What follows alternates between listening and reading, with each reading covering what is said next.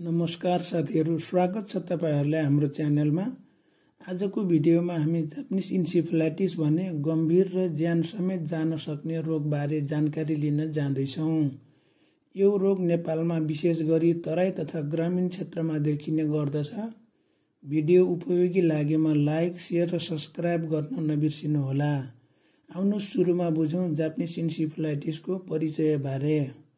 Japanese encephalitis भनेको Japanese encephalitis भाइरसले हुने मस्तिष्कमा सूजन आउने संक्रामक रोग हो।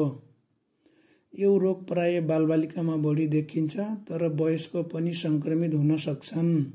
समयमै उपचार नपाएमा अङ्गभङ्ग हुने, मानसिक समस्या हुने वा मृत्यु समेत हुन सक्दछ।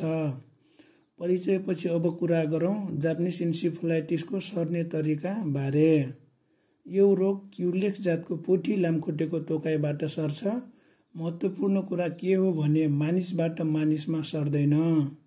लामखुट्टेले सुँगुर, चराहरूबाट भाइरस लिन्छ र मानिसलाई टोकेपछि सार्छ। त्यसैले सुँगुर फार्म भएको क्षेत्र जोखिमयुक्त मानिन्छ।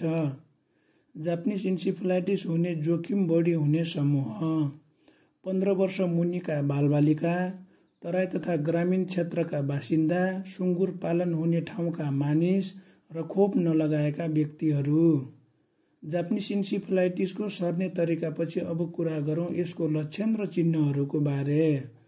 यसका लक्षण सुरुमा सामान्य देखिए पनि बिस्तारै गम्भीर बन्दै जान्छन्।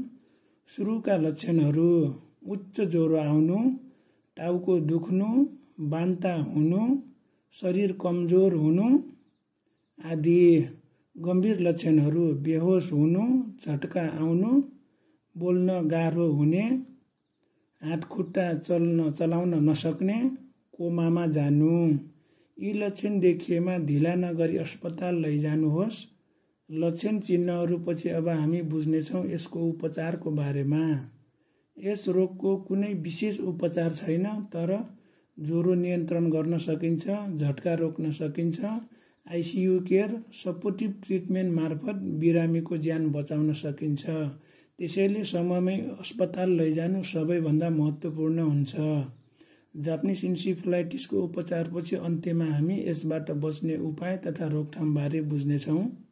जापानिज इन्सेफेलाइटिसबाट बच्ने उत्तम उपायहरू: खोप लगाउने। नेपालमा बालबालिकाहरूलाई निशुल्क खोप दिइन्छ। लामखुट्टेको नियन्त्रण गर्ने, जस्तै झुल लगाएर मात्रै सुत्ने, पानी जम्न नदिने, लामखुट्टे मार्ने औषधि प्रयोग गर्ने, सुँगुरको गोठ घरबाट टाढा राख्ने।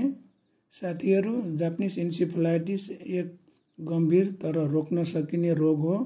खोप, सरसफाई, समयमै उपचार अपनाए हामी आफू र परिवारलाई सुरक्षित राख्न सक्छौं। यदि भिडियो उपयोगी लाग्यो भने लाइक, शेयर र सब्स्क्राइब गर्न नबिर्सनुहोला। आज हामीले बुझ्यौं जापानिज इन्सेफेलाइटिस भनेको के हो, यसका लक्षणहरू के हुन्, उपचार र यसबाट बच्ने उपायहरूको बारेमा।